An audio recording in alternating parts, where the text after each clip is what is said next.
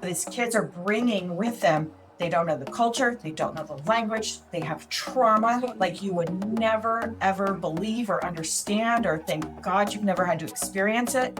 And you need to give them some time and some love and some patience so that they can learn. But they've got so many obstacles in front of them that just completely changed the way I saw kids from that point forward. Welcome to the ML Chat podcast. Today we have Beverly Kerr, a veteran teacher, having a conversation with us about the challenges that she's facing in her school district that I think will feel very similar to other listeners today. She talks about trying to pull apart the different needs for students like reading, intervention, an ELD block, dual identified students, and the really strategic and analytical way that her school district has approached those needs. You'll find a common thread here that's all about open communication and pulling data together to have really informed conversations and PLCs. You are going to very much so enjoy this conversation today. Let's go. Holding a master's degree in curriculum and instruction in ESL from Arizona State University and a master's in K-12 leadership from Northern Arizona University, Beverly Kerr is in her 26th year in education. She spent 18 years in the classroom before transitioning to coordinator of English language acquisition services at Deer Valley Unified. Beverly's passion for education has built long-term relationships with students and the community. Beverly, welcome to the ML Chat podcast. We are very excited about this conversation today. Thank you for having me. I'm excited to just chit chat about English learners. So tell us a little bit about your current role. What is your school district like? The students you're serving? What does a day in the life look like for you right now? As you said, I'm in Deer Valley Unified School District, which is in north, central, and west Phoenix in Arizona. We have 41 campuses, one online campus. We are a K-12 unified school district, and we're about 350 square miles of district, fairly large. We have approximately 1,500 English learners in our district. Most of them, up until recently, about the last 3 years, most of them have been in our Title I schools. But we've had the addition in the last 3 years of the Taiwan semiconductor plant coming into our district boundaries. And so as they came into our district, they brought with them originally about 280 students that came in within a 3-month period. Every 2 weeks, we were getting another group of students. And those families have just, by location of where the plant is, have settled into our non-title schools that typically do not have a lot of English learners. So for them, it's been quite the learning curve of, we went from 4 English learners in a K-8 school to 100 English learners in a K-8 school in a matter of weeks. So that's been an interesting dynamic. And last I heard, we're supposed to be getting another big group next school year. So we'll see what happens, what that brings. We have 35-ish, I can't remember off the top of my head, English learner teachers in our district. So we've been very fortunate that the district has put priority on English learners and making sure that they have teachers that are specifically for that content area and that learning. Where I've run into a lot of districts where it's just supposed to be the general education classroom teacher that's supposed to meet the needs of those students along with all of the other students in that classroom. We also have instructional assistants on every campus. There's about 35 of them as well. And we have 6 people who do all of our compliance paperwork as far as state and federal requirements and do all of our Azella placement testing. And then I have 2 fabulous clerks here at the district office that do all of our data entry and manage the Azella from this end. Wow, so you have a pretty big school district with very diverse needs. And how unique to have a job opportunity that opens up and then brings a flood of English learners along with it to schools that, as you mentioned, weren't necessarily prepared or equipped. What has that looked like for response for you when you're like sitting back, like, how do I support, how do I manage giving all of these teachers the supports that they need quickly enough? What does that response look like? Because we do have English learner teachers on those campuses, they really have been the, I guess, first line of defense there as the kids came in and teachers are like, I don't know what to do. we did know ahead of time a couple of the campuses that the students were going to go to. So we did some prep work with those campuses, thinking about all of the things that the students were going to need, because not only is the language different, but the culture is different and the way schools are run is different. Making sure that each kid had a buddy, making sure the kids knew how to get on the bus, how to get off the bus, where their bus stop was, because we don't have bus drivers that speak Mandarin. Making sure the kids knew how to buy their lunch, making sure that they knew they had to buy their lunch, because in a lot of places lunch is provided. Just preparing the teachers for those kinds of things that they didn't realize were going to be things that they had to think about, because it's just so part of what we do every day as our system works, that it was new for them to have to think through those things that we just do as EL teachers because we're used to it. Absolutely. Not just learning the language, but learning how to function in a public school system in the United States and what that looks like. I love that you were thinking proactively about that and working with your campuses. So tell us we heard some about the specific needs of your school district, changing demographics, changing needs across the school district.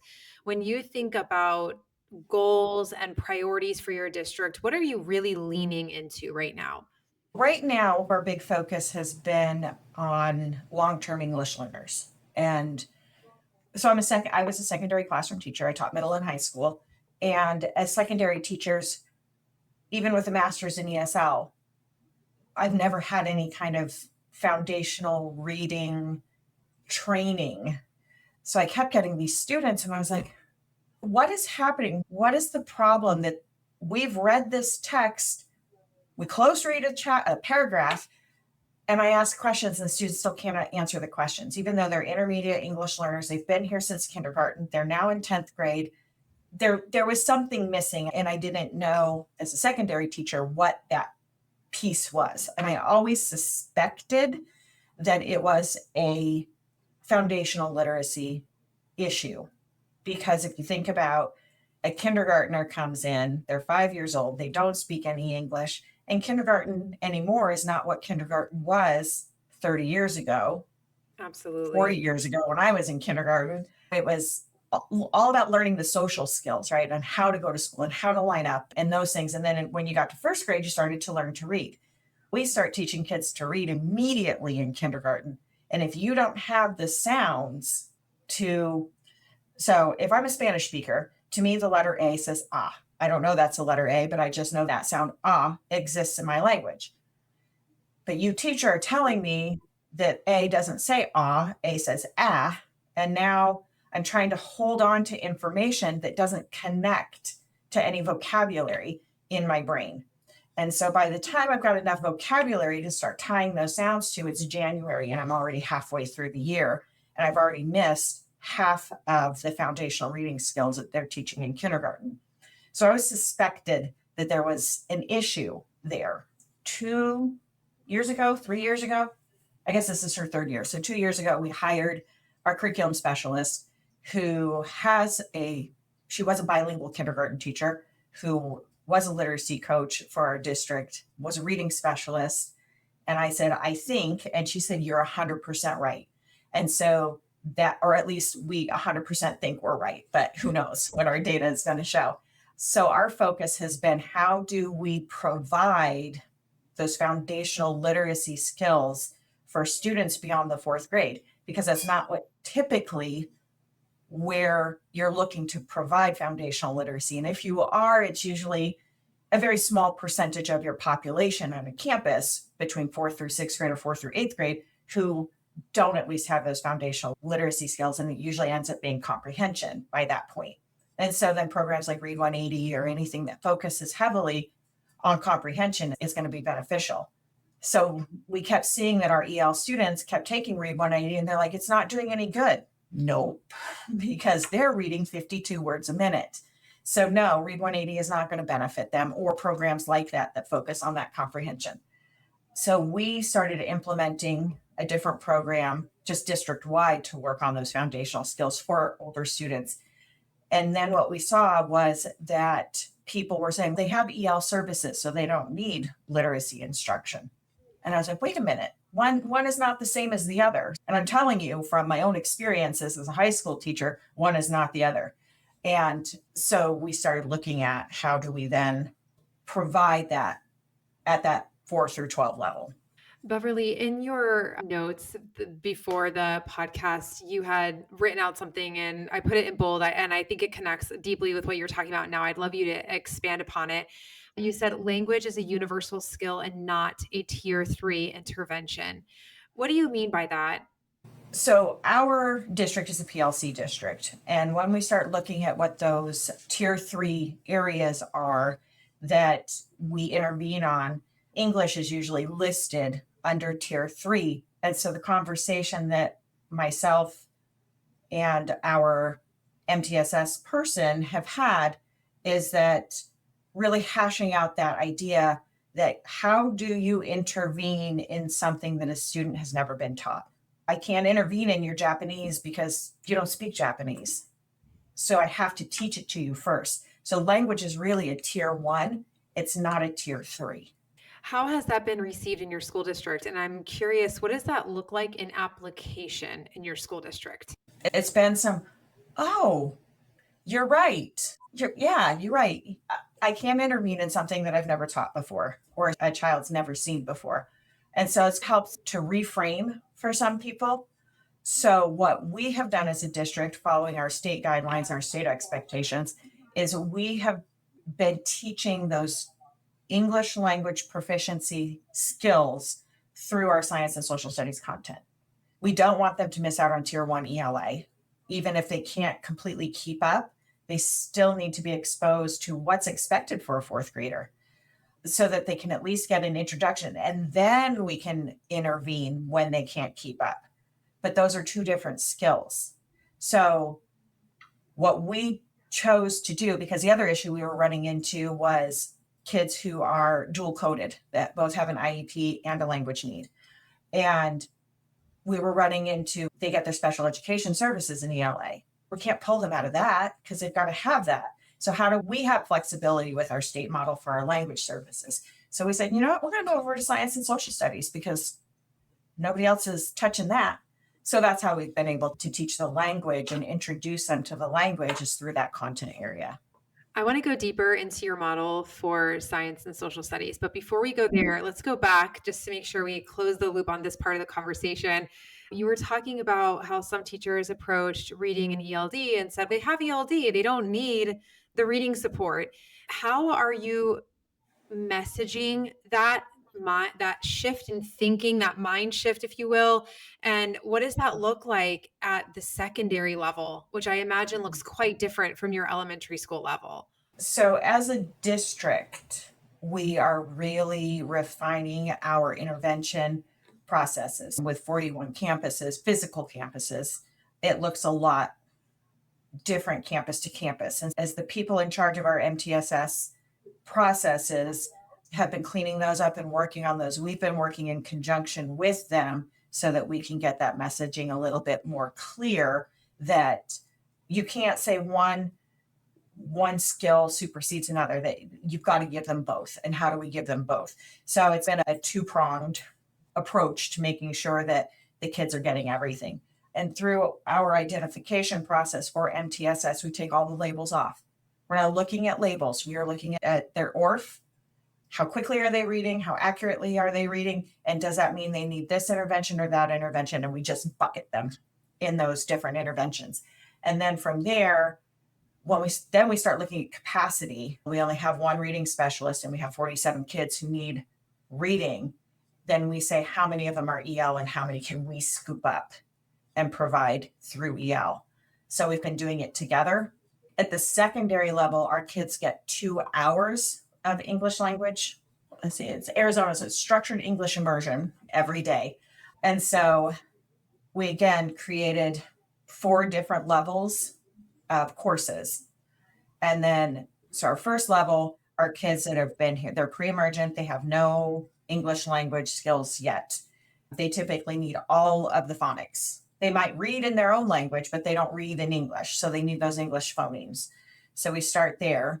If they can, we look at their ORF to determine if they're reading in like the 60 word a minute area range up to 135 is our cutoff. Then we put them in our basic class, which still works on those phonemes, but it works much faster because they've got something, but we don't. So we're trying to push them towards multisyllabic words by the end of the year. And then our third level class, we call it our intermediate class, those kids have they're 100% accuracy of reading at least 135 words a minute. And then we put them into our intermediate class, which focuses on reciprocal teaching and comprehension. Beverly, what I'm hearing from you is you have a very structured response. It's very systematic. So it's less of this feels good in the moment for this student, and it leads to a lot of inconsistency across your school district. You have a very structured approach that you have these buckets that students are falling in. Of course, there are always the students that are going to be on the cusp where you're having to make individual decisions for students. Would you speak at all to the reading program that you're using in secondary for your students? Because I know this is a big need across the country. And I wonder if you found something that's working great for that secondary. Or are you still in your exploratory stage where you're trying it out and you don't have enough data yet? Well, we're only in our second year of implementing it. I guess we're in our third year. First year we piloted and saw some good data. Second year, last year was pretty decent. So this is our third year and we're a lot more clean in our third year here. But we've been using Elevate as our 412. It was a district adopted. It wasn't an EL adopted. It was just a district adopted curriculum that we use for our for reading intervention for 412. K3 uses different ones. What do they use? 95% group or SIPs or something else. I think there's 3 or 4 different options that the elementary schools can choose from. But for 412, that's what we've used for foundational skills. Outside of EL, I think they're using iReady. What else are they using? Read 180. I'm not sure what they're using 100% outside of EL, but we are using our own reciprocal teaching that we've designed, just taking that, teaching each piece individually, and then having the students practice it. And the goal is independent reading by the end. So let's go back to the conversation about social studies and science and how you're really leaning into language development, language practice through that content area. And is that K-12? Are you just looking at secondary? And then what does that program model look like? We're a little weird in our middle school model. Some of our campuses are K6, some of our campuses are K8, and then we have 3 what we call true middle schools that are just 7th and 8th grade. At some point in Arizona, we went from having the middle school model into these K8 models, and these 3 middle schools were already established, so they weren't going to get rid of them because we have K6 that feed into the K8. So we're a little wonky at the middle school level, but the 3 true middle schools and the high schools we do with a focus on ELA. And we use one of their SEI classes as their ELA credit for graduation. And then the other course is an elective. For K6, K8, that's where we use the science and social studies. And so the students are pulled. Most of the campuses don't have enough students at each grade level to divide them by proficiency level. So you've got all proficiency levels in one group because you might have 12 kids.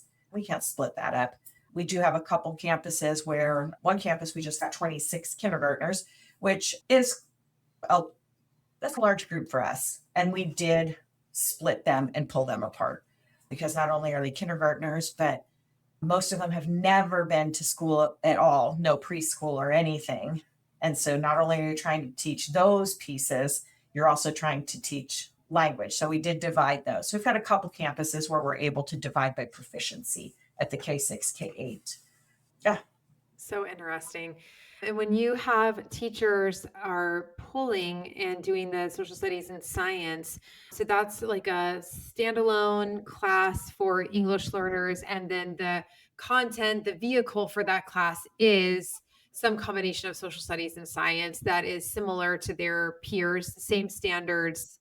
What we did was, it's all kinds of wonky, it's 41 campuses with 41 different needs. So it's all very, so generally speaking, state of Arizona requires that our students have, in a pull-out model, they have 60 minutes of targeted language instruction every day for K5 and then 50 minutes for 6th grade up.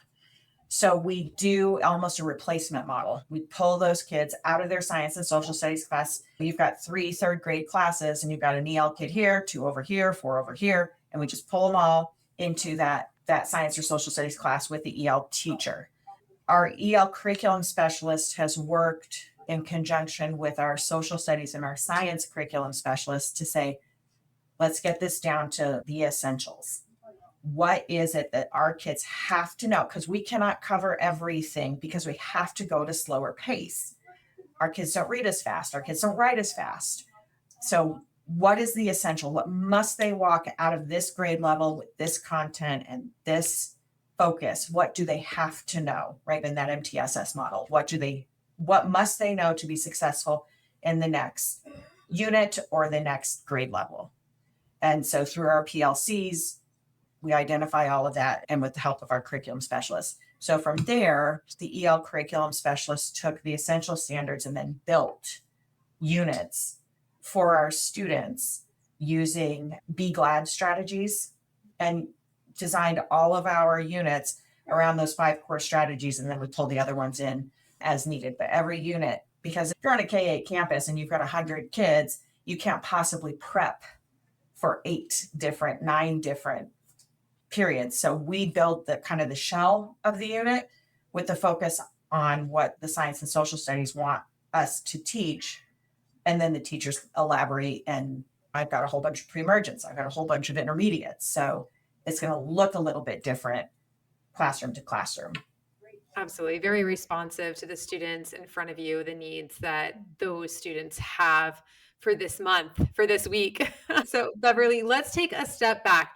Tell us a little bit about your journey. How did you end up in education? You've popped around to different states, which I love. It's a lot of opportunity to learn how people do things differently in different places. Tell us a little bit about you. How did you end up in education? What have you learned along the way?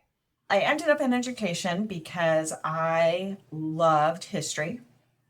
And I said, what in the world am I going to do with a history degree when I graduate from college? My whole life, I was a Girl Scout. I started at 8, went through my senior year in high school. When I graduated high school, I was still a Girl Scout. And I worked 4 summers at Girl Scout camp. And I said, I really like working with kids. I like history. I like kids. I learned from Girl Scout summer camp that I did not particularly enjoy the little kids. So I went, okay, I can do secondary education. So that was how I ended up in education. When I graduated from Arizona State, I had to find a job. And at that time, 26 years ago, at least in Arizona, social studies teachers were a dime a dozen at the secondary level. And I was having a really hard time finding a position. I didn't coach a sport, so that didn't help. So I was waitressing. My sister worked in the same restaurant I did.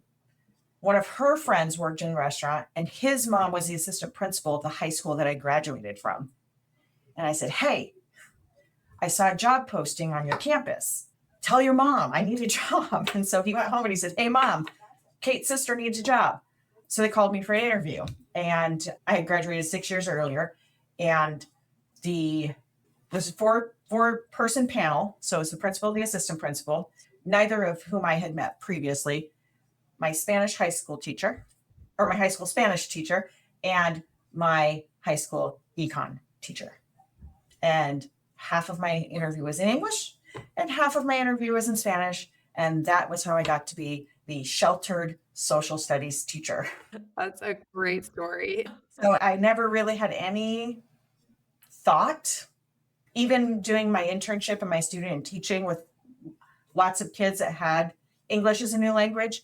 And I enjoyed the students, but I never really thought about being an EL teacher. It just wasn't on my radar. I wanted to be a high school history teacher. And so I'm like, you know what? It's a job. I'll do it for a year. I'll get my foot in the door. I'll get some experience. Something will open up and I'll move out.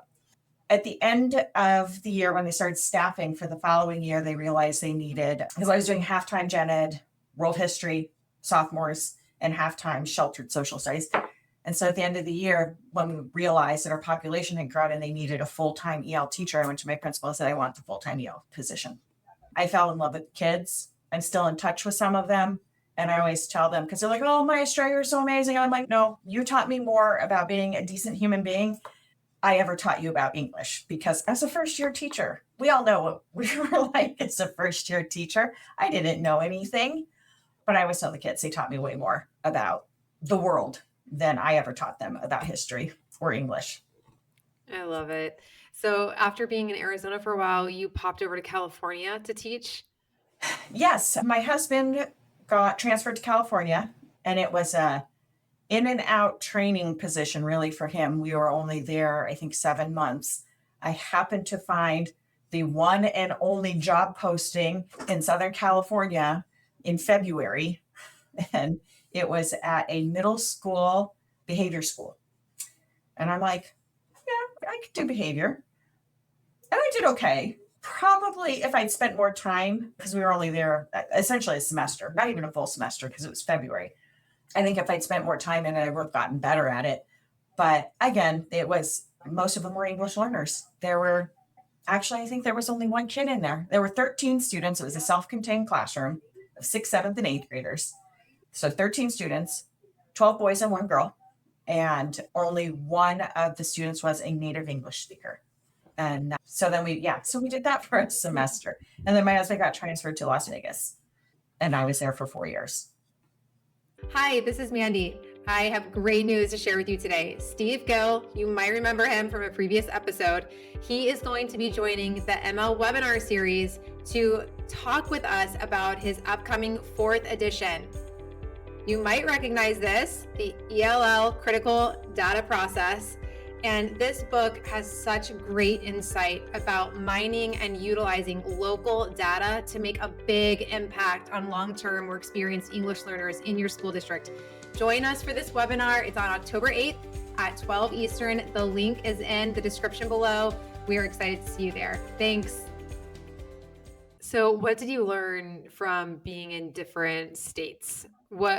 Thinking back, what are some takeaways from things that different states did great or things where you're like, oh, they don't do that here? Most just being in 3 states. In the 3 states that I was in, the federal pieces were always similar, right? The home language survey, the 3 questions, the any answer other than English flags the kid, and you go through your process, whatever your district process looks like, but they're all pretty similar. So that was always the same. It was very interesting to see where states were in their development of different things. When the Common Core standards first came out, I was in Nevada, and then I moved over to California, and it was like California was just a little bit behind, which I thought was interesting because usually California is ahead on those kinds of things. California was, but it might have been the school district I was in. It was a very tiny school district. So they were a little bit behind Nevada in the Common Core. And then I moved to Arizona, and we don't do Common Core. We have our own college and career readiness standards.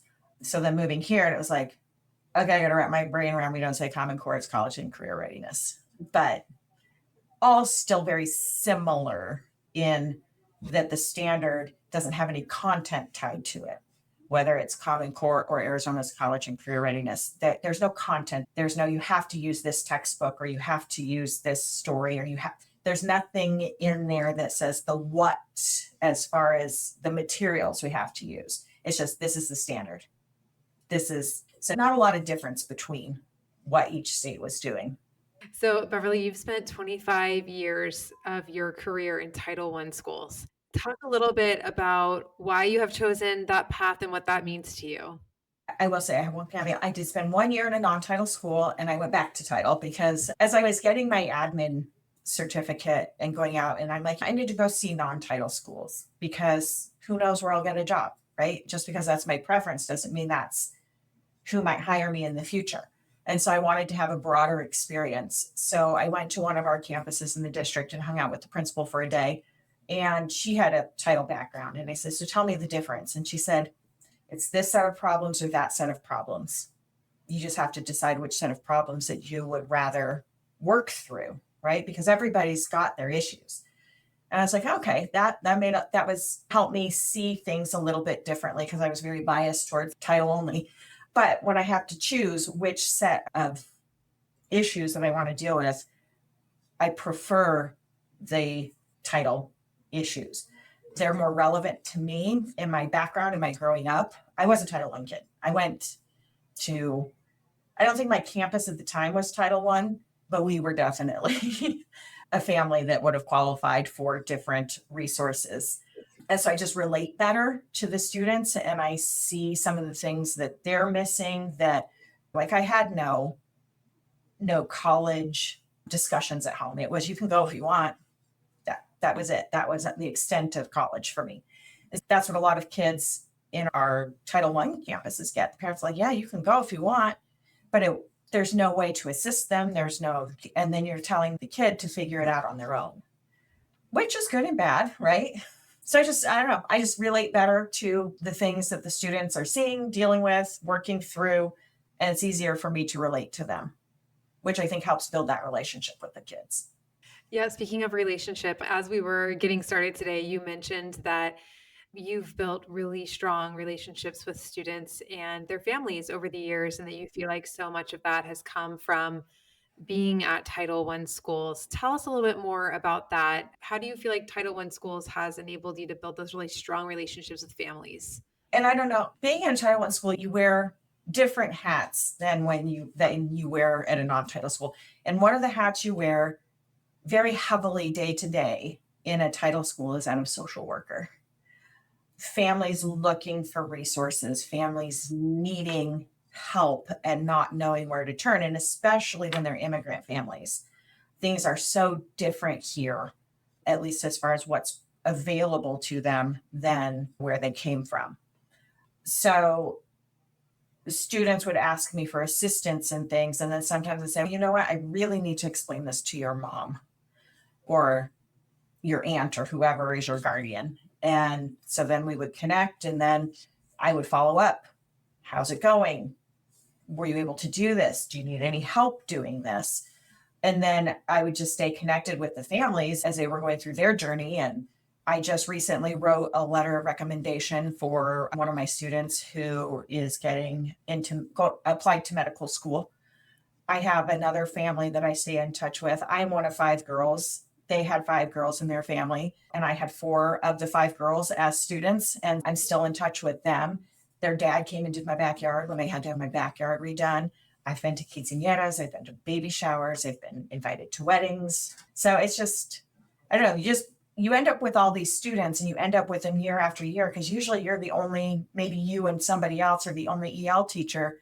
And so you have the kids year after year, and it just becomes this family that you're connected to forever.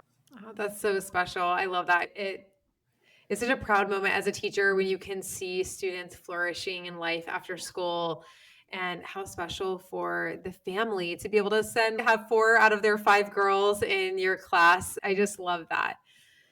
Let's go back to your school and where you are right now. We talked some about some of the needs that you're parsing out are students that need reading support, and they're still needing that ELD, English language development support, and what MTSS looks like as part of that mix, where they get the different support from.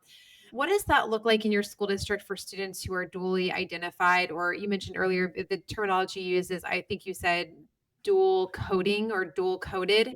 So again, there's flexibility in our model from the state, right? They have to have 60 minutes of targeted instruction. The only requirement from the state as to who delivers that targeted instruction is the teacher has to have an SEI endorsement. At one time, Arizona required every teacher to have an SEI endorsement. They backed off of that a little bit. I think with the teacher shortage and things, they're just trying to find people to fill jobs. But our district still continues to require that, because any teacher could potentially be providing that targeted time. So for our students who are dually coded, it just depends on what their need is. If they are in a self-contained special education classroom all day long, then those SEI services are delivered by the special education teacher. We have worked too, as sometimes you start to transition those students from those all-day self-contained into a little bit broader environment. So we have used our EL pull-out classrooms as that transition piece. It's a really nice way for them to transition, because it's a smaller group setting. If they're not up to it that day, they're not up to it that day and they don't come, and that's fine. But the EL teacher already being so in tune to those differentiated needs of kids, it's really easy to pull that student in for a little while to just help as we're moving them from this self-contained classroom more into a general education setting. At our secondary level, if a student has an IEP for reading, we keep the student for 1 hour with us for that reading elective, but they go into a gen ed ELA classroom because we've got 2 different models that we can use. And then they'll go into a gen ed special education supported ELA classroom for their special education needs. So we try really hard to work with the special education teachers to determine how we're going to provide both sets of services. And sometimes it gets a little tricky. But the nice thing about our services, they don't have to be 60 continuous minutes. It can be broken up into 15-minute chunks through the day if we need to. So that works better at the elementary level. It doesn't work so well at the middle and high school where you have that traditional bell schedule. Yeah, so we've got some flexibility so we can try and figure out how to give them both sets of services. When you think forward to your school district in the next 3, 4, 5 years, what are some goals that you have for your school district, for your teachers, for your buildings? What's your vision that you're hoping that this is where we're really working? This is what we're working on. This is what we're driving to, that maybe you feel really excited about and would want to share? One of the areas that we are continuing to focus on are those students that have both a special education need and an EL need. We did our own data analysis, and we do, as a district, generally over-identify English learners for special education, which is a trend everywhere, right? Because it's really hard to decide which one's which. We did a lot of work the last year and a half, and it's still in draft stage and draft form. But coming up with our district is very heavy on processes, which is nice because then it's not a we feel, we think, it's a this is the process, this is the data we collect, and this is how we do it. But we've been working with a team of K-12 teachers, EL teachers, special education administrators, campus level administrators, title, non-title, brought a whole bunch of people together and said, we got to figure this out because this is not working. So it was a lot of me teaching them about EL, because a lot of people know about special education because it's just so part of the everyday in a general education classroom. But it was a lot of these are the rules, these are the laws, these are the things we have to do. So first it was teaching them that. And then it was, now how do we consistently identify our kids for special education? So it's like, okay, this campus, what do you do? We do this and this, and we do this and this. And it was like, there was no consistency in what the campus was doing. So we also had our MTSS people on there because we're trying to change that mindset of when you bring a student of concern forward, this is not a pathway to special education. This is how do we intervene? And that's our last resort because we know that we over-identify. So we came up with this is what has to happen at tier 1. This is what has to happen at tier 2. This is what has to happen at tier 3. And if you have not done each of these steps, then we're not moving forward for an evaluation. It's helped the psychologists as well because they said they were feeling a lot of pressure to evaluate students that they just didn't feel comfortable evaluating because they didn't feel like they had enough data. So that we had psychologists on the team as well. So they helped us map that out. So I said, what do you need? What do you need as a psychologist to make those decisions and determiners? What data do you use? And so they gave us a lot of input as well. So again, that's all in draft 4. But one of the big key takeaways that we looked at for this was the idea that we need to be comparing them to their like peers. Because a lot of the time when these kids are brought forward to be looked at potentially for special education, they are comparing them to other students in the same grade level, some non-English speaking, some are English speaking, saying they're not making the same level of progress. So it's okay, stop. This is a 3rd grade pre-emergent student. We need to compare them to another 3rd grade pre-emergent student. And that was eye-opening. And then so how do we do that?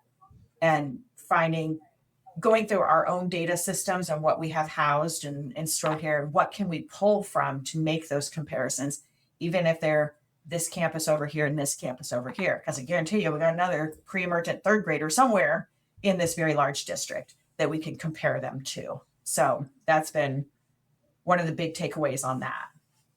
When you are pulling like peers, are you trying to find students who also have the same L1, the same home language?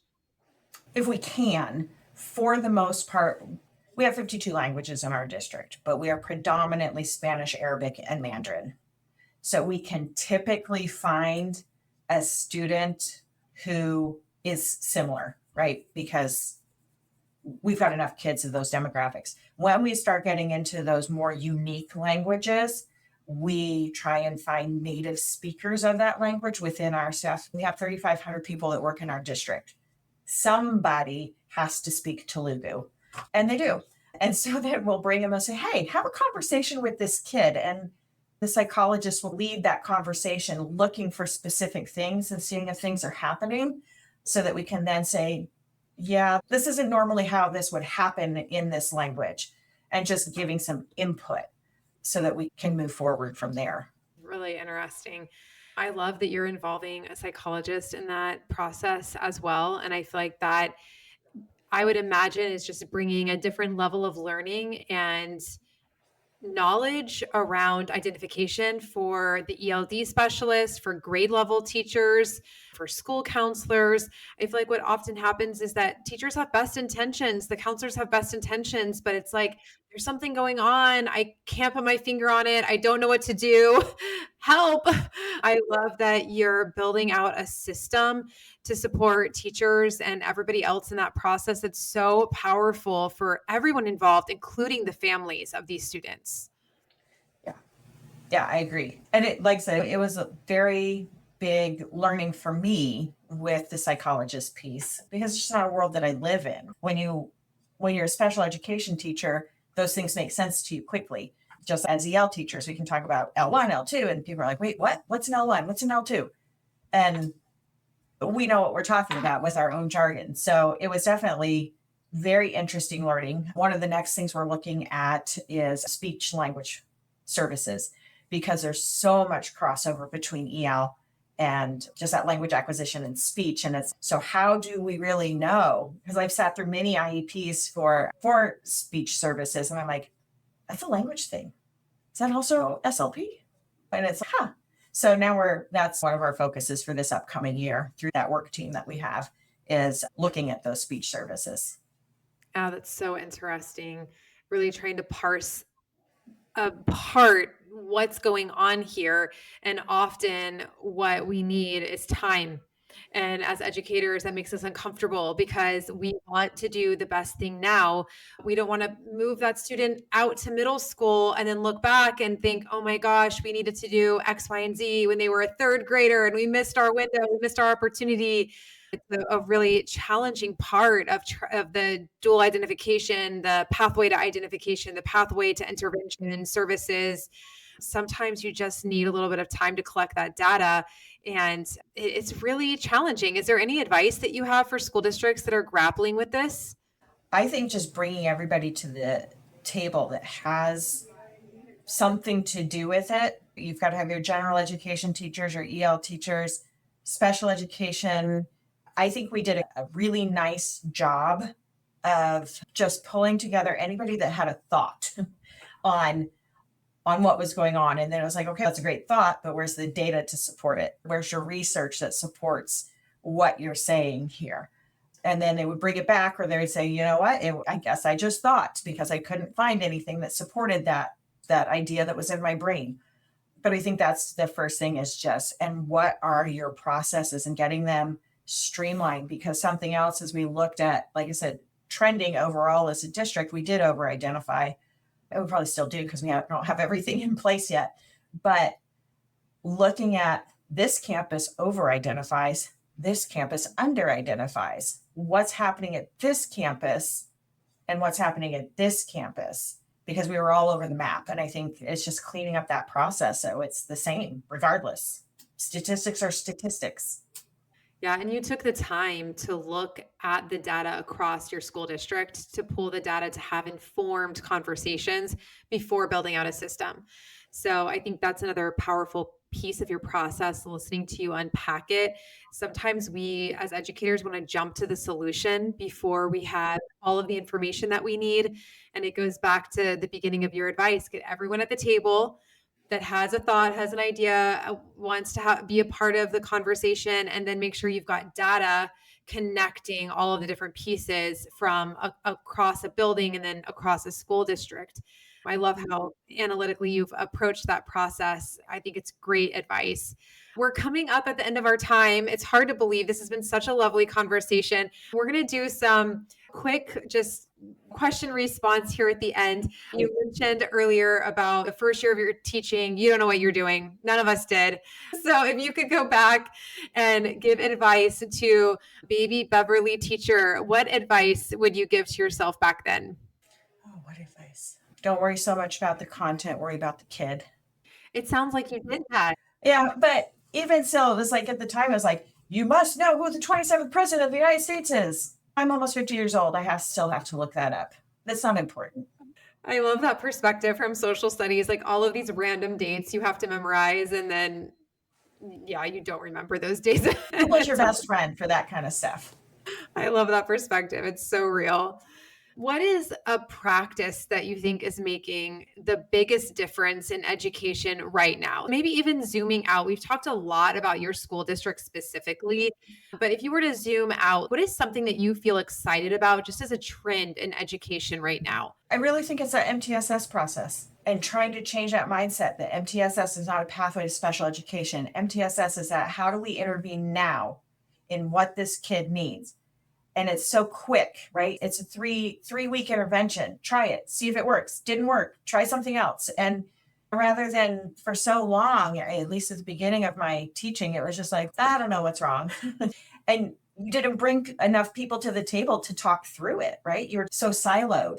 And so that MTSS and PLC process and bringing people together with different ideas and different thoughts, brand new teachers have incredible knowledge in just data, how to find things. They're so much faster at it than I am, how to integrate technology in a way that makes the lesson interesting. So many times as older teachers, we're like, oh, they're new teachers, they don't know anything. And we need to listen to them just as much as we want them to listen to us, right? With our experience, we say, yeah, don't do that. That's a bad idea. I tried that. It didn't work.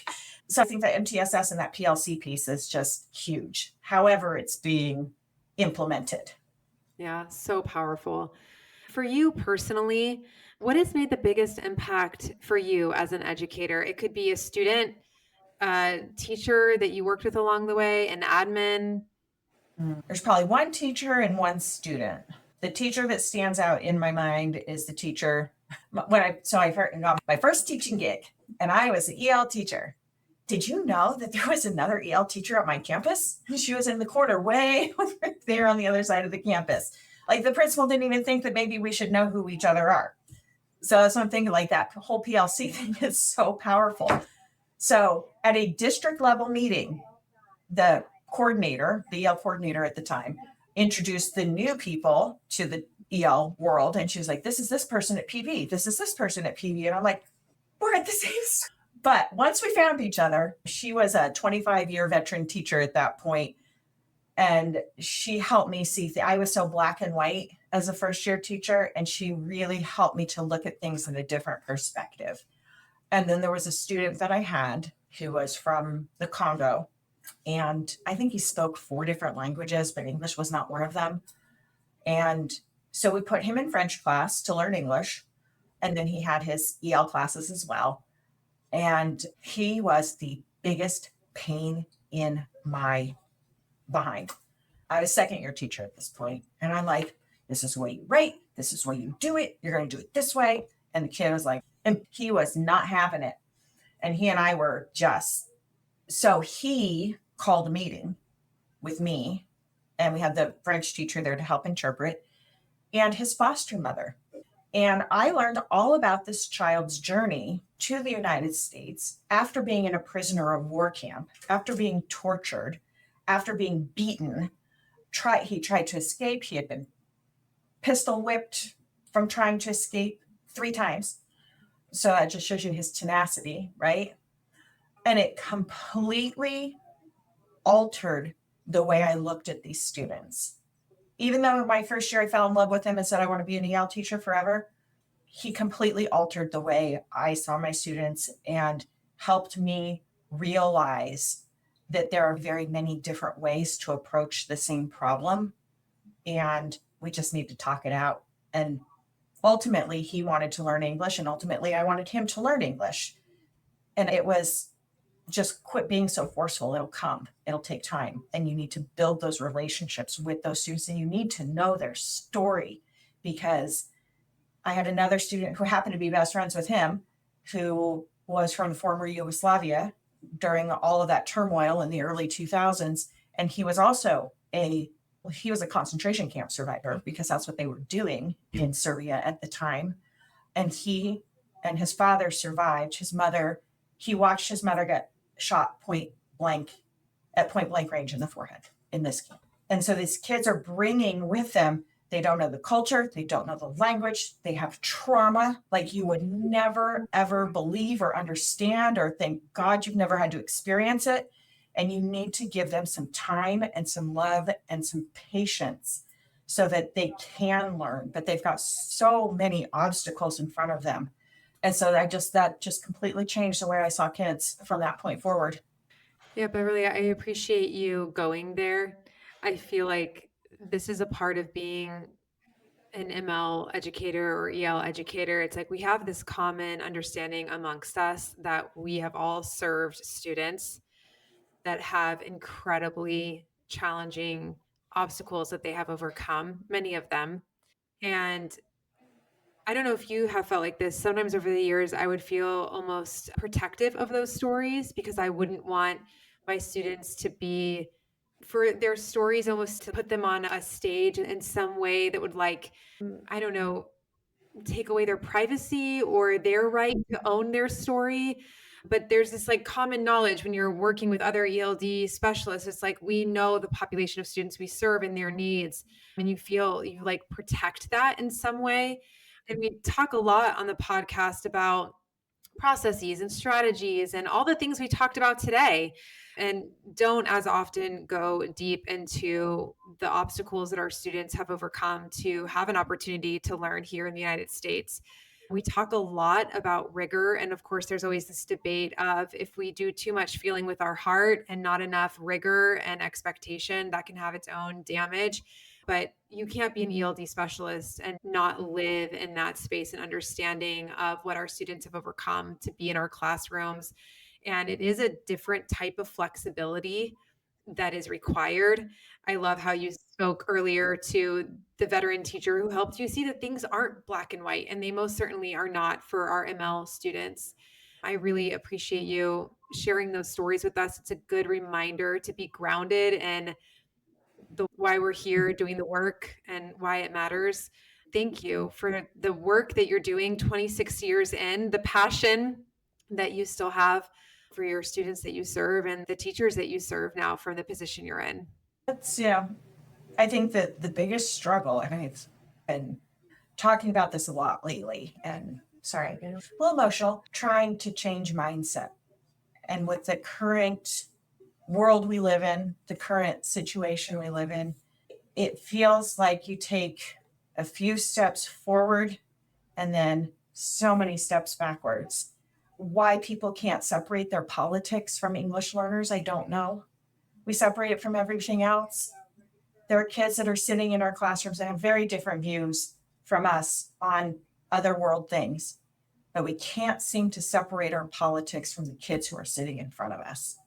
And it kills me to see how hard these kids are working. And there are people, teachers, educators, they're like, they just need to keep up. And I don't know how you change that mindset. That's the one thing in 25, 26 years that I have not figured out how to move the needle. And when you do, it's not very often. There's an administrator I worked with years ago, and I love how he explained it. He said there are people who are unwilling and people who are unable, and that you coach them in very different ways. Some people are both.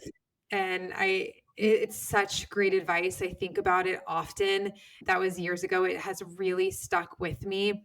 I think that leading by example is powerful. The work you're doing in your school district to understand the data and to align interdepartmentally different groups of teachers and specialists and interventionists, that work is so powerful. And I have hope. I believe that the work that you're doing, it really does matter. It does make an impact. And for teachers that might be a bit more rigid or frozen in their ways, their perspective can change when they see a tide moving around them. It can move them as well. Yeah. No, I know it's possible. It's just so frustrating because you think you're starting to make some progress, and then there's bigger world events that influence what is happening in the classroom that shouldn't be influencing what's happening in the classroom. And I have an EL teacher at one of my high schools right now that when I first met him, we actually worked in a different school district together. And when I first met him, I was his EL person, and he was like, "Arr." And he liked the kids well enough. It wasn't a dislike of the kids. It was just like, "You're asking me to do so much more." And I'm like, okay. And now he's one of my best EL teachers. So I know we ended up in this district together, and it's good to see, but like I said, it doesn't happen as often as you would like it to happen. I love hearing that about that teacher, and it's really cool that you guys ended up in the same school district. He can be your advocate. Look at me. Look how I've changed my perspective. Look how far I've come. You're evangelist. I love it. Beverly, this has been such a lovely conversation today. Thank you for the work that you're doing. Thanks for keeping it real and going deep with us here today. We really appreciate you.